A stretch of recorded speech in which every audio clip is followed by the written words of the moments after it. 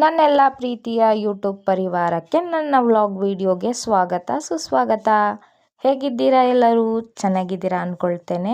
ಇವತ್ತಿನ ವಿಡಿಯೋದಲ್ಲಿ ನಾವು ಸುಲಭವಾಗಿ ಮನೆಯಲ್ಲೇ ಚೂಡಿದಾರ್ ಪೀಸ್ನ ಹೇಗೆ ಕಟ್ ಮಾಡೋದು ಅಂತ ನೋಡೋಣವಾ? ಚೂಡಿದಾರ್ ಟಾಪ್ ಪೀಸ್ನ ಡಿಸೈನ್ ಸೆಂಟ್ರಿಗೆ ಬರೋ ರೀತಿ 2 ಬಾರಿ ಮಡಚ್ಕೋಬೇಕಾಗತ್ತೆ. ಅಂದರೆ ಬ್ಯಾಕ್ ಸೈಡ್ ಪೀಸ್ ಬಂದು ಒಂದು ಮಡಚ್ಕೊಂಡ್ರೆ ಮುಂದ್ಗಡೆದೊಂದು ಸಪ್ರೇಟಾಗಿ ಮಡಚ್ಕೋಬೇಕಾಗತ್ತೆ. ಒಂದ್ರ ಮೇಲೆ ಒಂದು ಇಟ್ಟು ಕಟ್ ಮಾಡಬೇಕಾಗತ್ತೆ. ಆದರೆ ನಾನಿಲ್ಲಿ ಬ್ಯಾಕ್ ನೆಕ್ ಮತ್ತು ಫ್ರಂಟ್ ನೆಕ್ ಸೇಮ್ ಅಳತೆನಲ್ಲೇ ಕಟ್ ಮಾಡ್ತಾ ಇರೋದ್ರಿಂದ ನಾನು ಡೈರೆಕ್ಟಾಗಿ ಹಾಗೆ ಫೋಲ್ಡ್ ಮಾಡ್ಕೊಂಡಿದ್ದೀನಿ.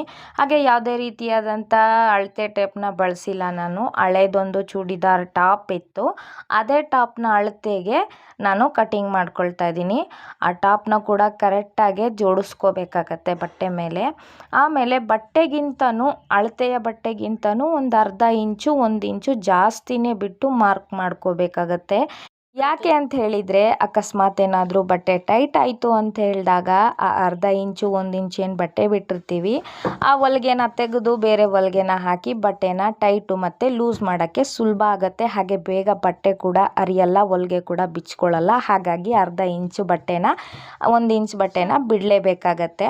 ಈಗ ನಾವೇನು ಚೂಡಿದಾರ್ ಟಾಪ್ ಮೇಲೆ ಮಾರ್ಕ್ ಚಾಪೀಸ್ನಿಂದ ಮಾರ್ಕ್ ಹಾಕ್ಕೊಂಡಿದ್ವಲ್ಲ, ಆ ಮಾರ್ಕ್ನ ಮೇಲೇ ಕತ್ತರಿಯನ್ನು ಚಲಾಯಿಸ್ತಾ ಬಟ್ಟೆನ ಕ್ಲೀನಾಗಿ ಕಟ್ ಮಾಡ್ಕೊಳ್ಳೋಣ. ಹಾಗೆ ಬೇಡದೇ ಇರೋಂಥ ಬಟ್ಟೆನ ಸೈಡಿಗೆ ಇಟ್ಬಿಡೋಣ. ಇವಾಗ ನೋಡಿ ಕಟ್ಟಿಂಗ್ ಎಷ್ಟು ಚೆನ್ನಾಗಿ ಬಂದಿದೆ ಅಂಥೇಳಿ. ಈಗ ಅದಕ್ಕೆ ಕೈ ತೋಳಿಗೆ ಒಂದು ಉದ್ದವಾದ ಬಟ್ಟೆನ ತಗೊಂಡು, ನಿಮಗೆ ಎಷ್ಟು ಉದ್ದ ಬೇಕೋ ಅಷ್ಟು ಉದ್ದ ಬಟ್ಟೆನ ತಗೊಂಡು ಅದನ್ನು 1 ಸರಿ ಮಡಚಿ ಮತ್ತು 2 ಸರಿ ಮಡಚಿ. ಈಗ ನಿಮಗೆ ಕೈ ತೋಳಿಗೆ ಬೇಕಾದಂಥ ಬಟ್ಟೆ ಸಿದ್ಧವಾಗುತ್ತೆ. ನಿಮಗೆ ತೋಳಿನ ಅಳತೆ ಹೇಗೆ ಬೇಕೋ ಹಾಗೆ ನೀವು ಕಟ್ ಮಾಡ್ಕೊಳ್ಳಿ. ಉದ್ದ ತೋಳು ಬೇಕು ಅಂದರೆ ಉದ್ದವಾದ ಬಟ್ಟೆಯಲ್ಲಿ ಅಳತೆ ಮಾಡಿ ಕಟ್ ಮಾಡ್ಕೊಳ್ಳಿ. ನಾನಿಲ್ಲಿ ಚಿಕ್ಕದಾದ ತೋಳನ್ನೇ ಇಡ್ತಾ ಇದ್ದೀನಿ, ಹಾಗಾಗಿ ಸಣ್ಣ ಬಟ್ಟೆನೇ ಮಡ್ಚ್ಕೊಂಡು ತೊಗೊಂಡಿದ್ದೀನಿ.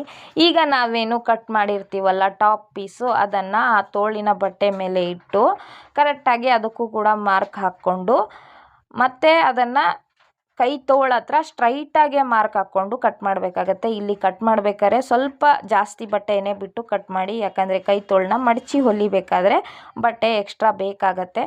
ಆಮೇಲೆ ಕೆಳಗಿಂದ ಮೇಲ್ ತನಕ ಕ್ರಾಸಾಗಿ ಒಂದು ಉದ್ದವಾದ ಲೈನ್ನ ಮಾರ್ಕ್ ಮಾಡಿಕೊಂಡು ಆ ಮಾರ್ಕ್ ಮೇಲೆ ಕಟ್ ಮಾಡಿಕೊಂಡ್ರೆ ಕೈ ತೋಳು ಬಟ್ಟೆ ರೆಡಿ ಆಗುತ್ತೆ. ಹಾಗೆ ನೀವು ವಿಡಿಯೋ ನೋಡ್ತಾ ಇರಿ. ನಾನು ಈ ಬಟ್ಟೆ ಹೊಲಿಯೋದನ್ನ ಹೇಗೆ ಕಲಿತೆ ಅಂತ ಸಣ್ಣ ಕಥೆಯನ್ನು ನಿಮ್ಮ ಜೊತೆ ಹಂಚ್ಕೊಳ್ತೇನೆ. ನಮ್ಮ ಮನೆಯಲ್ಲಿ ನಮ್ಮ ದೊಡ್ಡಮ್ಮ ಮತ್ತು ನಮ್ಮ ಅಮ್ಮ ಇಬ್ಬರೂ ಟೈಲರು. ಹಾಗಾಗಿ ನನಗೆ ನಮ್ಮ ದೊಡ್ಡಮ್ಮ ಮತ್ತು ಅಮ್ಮ ಇಬ್ಬರೂ ಸೇರಿ ಬಟ್ಟೆ ಹೊಲಿಯೋದನ್ನ ಹೇಳ್ಕೊಟ್ರು. ಮೊದಲೆಲ್ಲ ಬಟ್ಟೆ ಕಟ್ಟಿಂಗ್ ಮಾಡಬೇಕಾದ್ರೆ ತುಂಬ ಕಷ್ಟ ಆಗೋದು ನನಗೆ. ಆಗ ನಮ್ಮ ದೊಡ್ಡಮ್ಮ ಮತ್ತು ಅಮ್ಮ ಇಬ್ಬರು ಸೇರ್ಕೊಂಡು ಹೇಳ್ಕೊಟ್ಟಿದ್ದು. ಸುಲಭವಾಗಿ ನಮ್ಮ ಮೊದಲಿನ ಬಟ್ಟೆಯ ಅಳತೆನ ಇಟ್ಟು ಹೇಗೆ ಕಟ್ ಮಾಡೋದು, ಮಾರ್ಕ್ ಹೇಗೆ ಹಾಕೋದು ಅಂಥೇಳಿ. ಆದ್ರೂ ನನಗೆ ಅಷ್ಟಾಗಿ ಕೈ ತೋಳನ್ನ ಕಟ್ಟಿಂಗ್ ಬರ್ತಾ ಇರಲಿಲ್ಲ. ಇತ್ತೀಚೆಗೆ ನಾನು ಯೂಟ್ಯೂಬ್ನ ನೋಡಿಕೊಂಡು ಕಲ್ತ್ಕೊಂಡಿದ್ದೀನಿ. ಮತ್ತು ನನ್ನ ಮಕ್ಕಳಿಗೆ ಚಿಕ್ಕವರಿಂದ ಇಲ್ಲಿವರೆಗೂ ಅವರಿಗೆ ಚೂಡಿದಾರ್ ಟಾಪು, ಪ್ಯಾಂಟು, ಫ್ರಾಕ್ ಎಲ್ಲ ನಾನೇ ಹೊಲಿತಾ ಇದ್ದೀನಿ ಮನೆಯಲ್ಲಿ. ತುಂಬ ಖುಷಿ ಆಗುತ್ತೆ ನಮ್ಮ ಕೈಯಿಂದ ನಾವು ಹೊಲಿದು ಹಾಕಿದಾಗ. ಮತ್ತು ಕೈ ತೋಳೆಲ್ಲ ಕಟ್ ಮಾಡ್ಕೊಂಡ್ಮೇಲೆ ಚೂಡಿದಾರ್ ಟಾಪಿಗೆ ಲೈನಿಂಗ್ ಬೇಕಲ್ವಾ. ಆದರೆ ಬೇಜಾರು ಮಾಡ್ಕೋಬೇಡಿ ಯಾರು, ನನ್ನ ಹತ್ರ ಕೇಸರಿ ಕಲರ್ ಲೈನಿಂಗ್ ಇರಲಿಲ್ಲ. ಹಾಗಾಗಿ ಅಡ್ಜಸ್ಟ್ಮೆಂಟ್ ಮಾಡಿ ಯಾವುದೋ ಒಂದು ಪಿಂಕ್ ಕಲರಿಂದು ಬ್ಲೌಸ್ ಪೀಸ್ ಸಿಕ್ತು, ಅದನ್ನೇ ಇಟ್ಟು ಲೈನಿಂಗ್ ಬಟ್ಟೆ ಕಟ್ ಮಾಡಿದ್ದೀನಿ. ಅದು ಕೂಡ ಹಾಗೇನೆ ಅಳತೆಗೆ ನಾವು ಚೂಡಿದಾರ್ ಟಾಪ್ನ ಕಟ್ ಮಾಡಿರ್ತೀವಲ್ವ, ಅದೇ ಅಳತೆಗೆ ಲೈನಿಂಗ್ನ ಕೂಡ ಕಟ್ ಮಾಡ್ಕೊಂಡು ತಗೊಳ್ಳೋಣ. ಇಲ್ಲಿ ನಾನು ಹಾಫ್ ಲೈನಿಂಗ್ ಅಷ್ಟೇ ತೊಗೊಂಡಿದ್ದೀನಿ, ಫುಲ್ಲು ಟಾಪ್ ಉದ್ದಕ್ಕೂ ತೊಗೊಂಡಿಲ್ಲ. ಅರ್ಧ ತೊಗೊಂಡಿರೋದ್ರಿಂದ ನಾನು ಅದನ್ನು ಕೂಡ ಸ್ವಲ್ಪ ಹೆಚ್ಚಾಗೆ ಬಿಟ್ಟು ಕಟ್ ಮಾಡಿದ್ದೀನಿ. ಯಾಕಂತ ಹೇಳಿದರೆ ಹೊಲಿಗೆ ಹಾಕಿ ಮಡಚ್ಬೇಕಾದ್ರೆ ಅಲ್ಲಿ ಕಟ್ ಮಾಡಬೇಕಾಗತ್ತೆ. ಹೊಲಿಗೆ ಹಾಕೋ ಟೈಮಿಗೆ ನೆಕ್ ಹತ್ರ ಎಲ್ಲ ಸಣ್ಣ ಸಣ್ಣ ಕಟ್ಟಿಂಗ್ ಮಾಡಬೇಕಾಗತ್ತೆ ಹೊಲಿಗೆ ಹಾಕಿದ ಮೇಲೆ. ಹಾಗಾಗಿ ಸ್ವಲ್ಪ ಬಟ್ಟೆನ ಎಕ್ಸ್ಟ್ರಾ ಬಿಟ್ಟು ಕಟ್ ಮಾಡಿದ್ದೀನಿ. ಈಗ ಟಾಪ್ ಪೀಸ್ ಕಟ್ಟಿಂಗ್ ಆಯಿತು. ಈಗ ಪ್ಯಾಂಟ್ ಕಟ್ಟಿಂಗ್ ನೋಡೋಣವಾ? ಪ್ಯಾಂಟ್ ಕಟ್ಟಿಂಗಿಗೂ ಅದರ ಬಟ್ಟೆನ 4 ಭಾಗವಾಗಿ ಮಡಚ್ಕೊಂಡು ಹಳೆ ಪ್ಯಾಂಟ್ನ ಅಳತೆಗೆ ಮಾರ್ಕ್ ಹಾಕ್ಕೋಬೇಕು. ಇದಕ್ಕೂ ಕೂಡ ಅರ್ಧ ಇಂಚು ಎಕ್ಸ್ಟ್ರಾನೇ ಬಟ್ಟೆ ಬಿಟ್ಟು ಮಾರ್ಕ್ ಹಾಕ್ಕೊಂಡು ಇದನ್ನು ಕಟ್ ಮಾಡ್ಕೊಳ್ಳೋಣ. ಈ ಪ್ಯಾಂಟಿಗೆ ನಾನು ಲಾಡಿ ಇಡ್ತಾ ಇಲ್ಲ, ಹಾಗಾಗಿ ಮೇಲಿನ ಭಾಗವನ್ನು ಎಕ್ಸ್ಟ್ರಾ ಇಟ್ಟು ಕಟ್ ಮಾಡ್ಕೊಳ್ತಾ ಇದ್ದೀನಿ. ಎಲಾಸ್ಟಿಕ್ ಹಾಕ್ತೀನಿ, ಹಾಗಾಗಿ ಮಡಚಿ ಹೊಲಿಬೇಕಾದ್ರೆ ಬೇಕಾಗತ್ತೆ ಅಂಥೇಳಿ. ಪ್ಯಾಂಟ್ನ ಪೀಸು ಕೂಡ ಕಟ್ಟಿಂಗು ಮುಗೀತು.